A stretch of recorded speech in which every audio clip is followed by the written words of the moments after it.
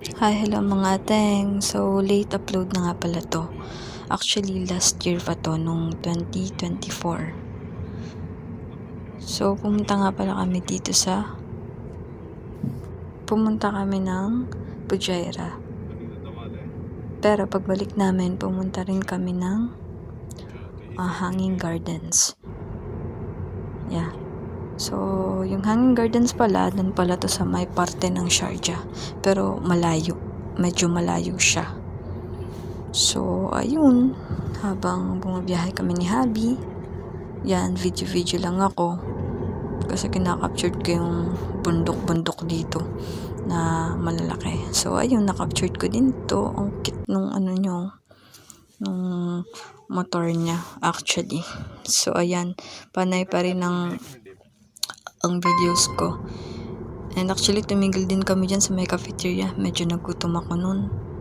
So, ayun, tuloy pa rin kami niyan sa Pujaira.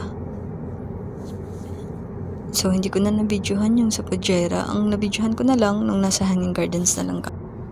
Actually, kaya in-upload ko na to kasi magdi-delete na rin kasi ako. Puno na kasi yung storage ko dito sa gallery ko. So, yun, inabot nga kami ng gabi. Ang ganda dito sa may Pujaira. Ang cute ng signal light nila. Hindi katulad sa Dubai. Actually, meron din naman sa mga ibang signal light dito sa Dubai. May ganito rin. Pero iba dito sa Pujaira, hindi siya masyadong matraffic actually. Hindi siya congested, hindi katulad sa Dubai. So, ayun nga, waiting pa rin kami ni Habi na mag-green na. So, ayan, may number siya, 5, 4, 3, 2, 1. Then, pwede na kaming umandar kapag ka ganon. So, yun, dahan-dahan lang naman si Habing magmaneho dito. Ayan, hindi ko pala nakaka-capture yung iba. So, ayan, nakarating na nga kami ng Hanging Gardens. Dito to sa may, border atat ng Oman Sharjah.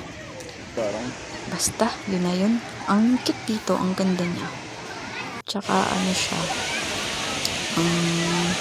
Mapapagod ka dito, kaya kung gusto mong magpaparat, habang gabi, punta ka lang dito, akyatin yung pinakamataas sa tuktok. Tapos meron din dito parang hagdan-hagdan pa yan, pero waterfall siya. So, at yung na-captured ko, ayan. Actually, aakatin namin ni Habi yung taas dyan. Ay, ito lang, pasensya na, nasusum ko na lang. Kasi, kung yung original videos talaga, maliit lang yung aspect na ginamit ko pang video. Hindi ko siya na landscape. So, kaya sinusum ko lang siya dyan. Ayan nga, naakyat namin ni Habi yung, hindi naman pinakang tuktok, pero nakaakyat kami. So, ayun, nag-jogging si Habi, umupo din kami dyan. Tapos, ito rin yung train na pwede mong sakyan. Actually, hindi na namin ni Habi tinry na sakyan naman. So, ayun. Ayan, so inakyat din namin to. Ang ganda talaga dito, ang lawak nitong place na to.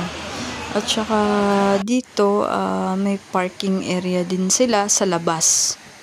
Pero may fees yun pag medyo malapit ka na parking. Kasi meron din ditong Arabic restaurant sa loob. Actually, meron din ditong small cafeteria. Merong karak. Pwede ka rin magbaon actually. So, ito, binidyohan ko nga ito. Waterfalls na ito. Na parang hagdan-hagdan pala yan. Napaka-peaceful lang dito sa place na to. Talagang tourist spot siya na dapat mong puntahan pag pumunta ka dito sa Dubai. So, ayan, makikita mo yung sa baba. Super ganda niya. So, tubing aakyat ka, ganito yung makikita mo.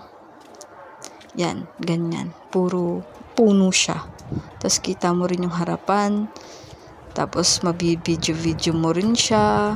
So, other part dyan, yung ibang maakyatan mo, meron dyang upuan. So, pwede ka rin naman magpahinga. So, kailangan malakas ang stamina mo para maabot mo yung tuktok. Hindi na namin itry ni Habing umakyat dun sa pinakang taas kasi talagang napagod na akyat. So, ayun, bumaba na kami. So, sa kabilang parte kami bumaba. Yun. So, sa kanan kami kasi umakyat. Dito naman kami sa kaliwa kasi meron ditong exit. Tapos, pagkatapos nun, umuwi na rin kami ni Habi.